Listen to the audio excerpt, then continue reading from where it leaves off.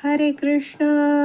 श्रीमद भगवत गीता जशी आहे तशी, अध्याय 9. अध्यायाचं नाव आहे राजविद्या राजगुह्य योग. आपण 11व्या श्लोकाचं तात्पर्य आता 5व्या पॅरेग्राफपासून पुढे वाचायला सुरू करणार आहोत. त्याआधी श्रील प्रभुपादांना प्रार्थना करूया. हे श्रील प्रभुपाद, आम्ही भगवद्गीता हा ग्रंथ वाचून समजून घेण्याचा प्रयत्न करीत आहोत. त्यासाठी आम्हाला आशीर्वाद द्या. धन्यवाद प्रभुपाद. तसेच भगवंत आपल्या अंतरंगा शक्तीद्वारे या भौतिक जगतात अवतीर्ण होतात हे सुद्धा त्यांना माहीत नसते. ते म्हणजे भगवंत भौतिक शक्तीचे अधिपती आहेत. तर भगवंत आपल्या अंतरंगा शक्तीद्वारे या भौतिक जगतात अवतीर्ण होतात हे सांगणारा श्लोक जो आहे तो आपण काढूया. एकच मिनिट. माताजी 7.25 हा श्लोक आहे. त्यामध्ये भगवान श्रीकृष्ण म्हणतात, नाहम प्रकाश सर्वस्य योगमाया समावृतः. तर योगमाया या शब्दाचा अर्थ आहे अंतरंगा शक्ती. तर भगवंत स्वतःच्या अंतरंगा शक्तीद्वारे या जगतात प्रकट होतात, या भौतिक जगतात येतात, एवढं आपल्याला कळलं आहे. इथे पुढे वाक्य आहे, भौतिक शक्तीचेही अधिपती भगवान श्रीकृष्ण आहेत. तर आपण आत्ताच 9.10 जो आधीचा श्लोक वाचला आहे त्यात भगवंत म्हणतात, मया अध्यक्षेण प्रकृती सूयते सचराचर. तर माझ्या अनेक शक्तींपैकी एक असणारी ही भौतिक प्रकृती माझ्या अध्यक्षतेखाली कार्य करीत असते. तर भगवंत या सर्व शक्तींचे अधिपती आहेत, स्वामी आहेत. तर भगवान श्रीकृष्णांच्या अनेक अचिंत्य शक्ती आहेत. अचिंत्य म्हणजे काय? आपल्या चिंतनाच्या, आपल्या कल्पनेच्या पलीकडे भगवंतांच्या या शक्ती आहेत त्या कार्य करू शकतात. तर अशा शक्तींनी संपन्न असलेले भगवान श्रीकृष्ण हे शक्तिमान आहेत, शक्तिवान आहेत. आणि भगवान श्रीकृष्णांबरोबर सतत भगवंतांची अंतरंगा शक्ती असते. आणि भौतिक शक्ती आहे ती या भौतिक जगतात भगवंतांच्या आज्ञेनुसार कार्य करत असते. पुढे वाचते आहे, अनेक ठिकाणी वर्णन केल्याप्रमाणे मम माया दुरत्यया. भगवंत म्हणतात की माझी माया शक्ती जरी अतिशय प्रबळ असली तरी ती माझ्या अधीन आहे. आणि जो कोणी मला शरण येतो तो माया शक्तीच्या तावडीतून सुटू शकतो. तर हा श्लोक आहे 7.14. त्यामध्ये भगवान श्रीकृष्ण म्हणतात अर्जुनाला, दैवी हेषा गुणमयी मम माया दुरत्यया माम एव ये प्रपद्यन्ते मायाम एताम तरंती ते. 3 प्राकृतिक गुणांनी युक्त असलेली माझी दैवी मायाशक्ती ही अतिशय दुस्तर आहे, ओलांडून जायला अतिशय कठीण आहे. परंतु जे मला शरण आले आहेत ते मायेला सहजपणे तरून पलीकडे जातात. तर अशा प्रकारे भगवंतांनी आधीच या भगवंतांच्या मायाशक्तीबद्दल ज्ञान दिलेलं आहे. जर श्रीकृष्णांना शरण गेलेला जीव भौतिक शक्तीच्या प्रभावातून मुक्त होऊ शकतो तर संपूर्ण सृष्टीची उत्पत्ती, पालन आणि संहार करणाऱ्या भगवंतांचे शरीर आपल्याप्रमाणे प्राकृत कसे असू शकेल? तर जसं आपण आत्ताच श्लोक वाचला, मया अध्यक्षेण प्रकृती, तर तो नाही, दैवी हेषा गुणमयी मम माया दुरत्यया.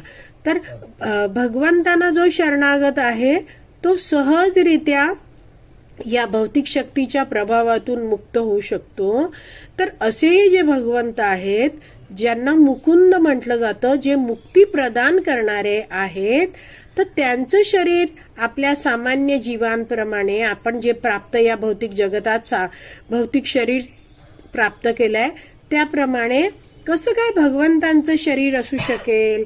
हा मुद्दा श्रील प्रभुपाद इथे समजवत आहेत. तर असे जे भगवंत आहेत ते मुक्ती प्रदाता आहेत, अद्भुत कार्य करणारे आहेत असे भगवंत आपल्यासारखे सामान्य कसे असू शकतील? तर यासाठी एक सुरेख उदाहरण एका वैष्णवाचार्यांनी दिलेलं आहे. तर ते समजावतात की एखादा व्यक्ती आहे जो कसा आहे, त्यांनी गुन्हा केला आहे. कोर्टामध्ये न्यायाधीश आहेत, ते त्या कैद्याला शिक्षा ठोठावतात आणि मग तो कैदी आहे तो तुरुंगात जायला निघतो.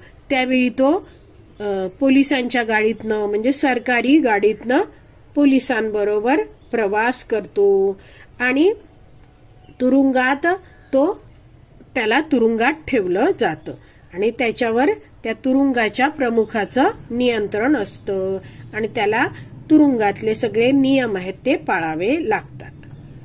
तर समजा त्या तुरुंगाला भेट देण्यासाठी त्या देशाचे पंतप्रधान किंवा राष्ट्रपती येणार असतात, तर ते सुद्धा सरकारी गाडीतूनच येतात.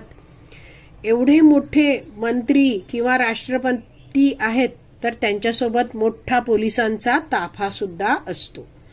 तर असे हे जे येणारे मोठे पंतप्रधान आहेत किंवा राष्ट्रपती आहेत, त्यांना पोलिसाच्या गराड्यातून या तुरुंगात येताना पाहणारे हे जे सगळे कैदी आहेत ते जाणत नाहीयेत की हे पंतप्रधान आहेत किंवा हे मोठे राष्ट्रपती आहेत. तर ते आपापसात काय बोलतात कैदी? ते म्हणतात, अरे हा बघ, हा तर एवढ्या सगळ्या पोलिसांनी त्याला आणलाय, म्हणजे त्यांनी फारच मोठा काहीतरी स्कॅम केला असेल, मोठा घोटाळा केला असेल. आपल्यासारखाच त्याला आता शिक्षा भोगायला इथे आणलेलं आहे. तर हे सगळं काय आहे? कैद्यांचं तर्कवितर्क चालू आहेत. का असे कैदी करतायत? कारण आलेला जो व्यक्ती आहे तो किती महान आहे ते या कैद्यांना माहिती नाही. कैद्यांना ते ज्ञान नाहीये. का बरं ज्ञान नाहीये? कारण आलेल्या व्यक्तीबद्दलचं या कैद्यांनी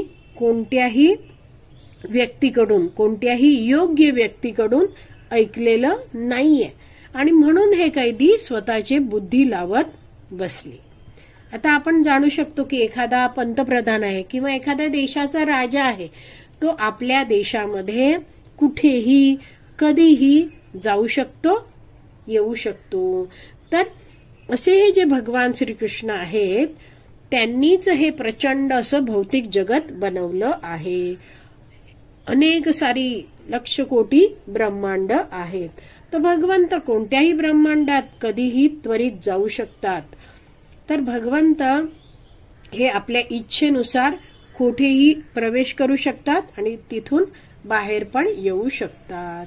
पण काही अल्पज्ञ लोक आहेत ते काय म्हणतात, नाही, भगवंत या भौतिक जगतात येऊ शकत नाहीत. तर आपण जाणलं पाहिजे की हे असे जे मूर्खासारखे अल्पज्ञ लोक सांगतायत, तर त्यांनी हा मांडलेला विचार आहे तो अगदी चुकीचा आहे. तर आपण सारांश रूपात हा जो मुद्दा आहे तो हेच जाणलाय की जसा कैदी आहे तो स्वतःच्या मर्जीने तुरुंगाच्या आत किंवा बाहेर जाऊ येऊ शकत नाही, कारण तो कैदी आहे तो जेलरच्या पूर्णपणे नियंत्रणात असतो आणि त्याने केलेल्या चुकीची शिक्षा त्याला तुरुंगवासात भोगावी लागते.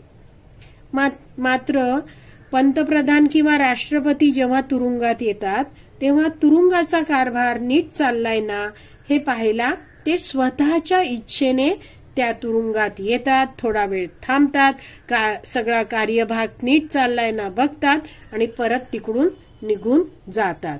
तुरुंगाचे कोणतेही कायदे नियम हे या पंतप्रधानावर किंवा राष्ट्रपतींवर लागू होत नाही. तर अशा प्रकारे या उदाहरणाने आपण समजू शकतो की सामान्य मनुष्य आणि भगवंत यांमध्ये फरक आहे. तर आज आपली विराम द्यायची वेळ झाली आहे. आज आपण इथेच विराम देऊया. श्रीमद भगवत गीता की जय. श्रील प्रभुपाद की जय. हरी बोल.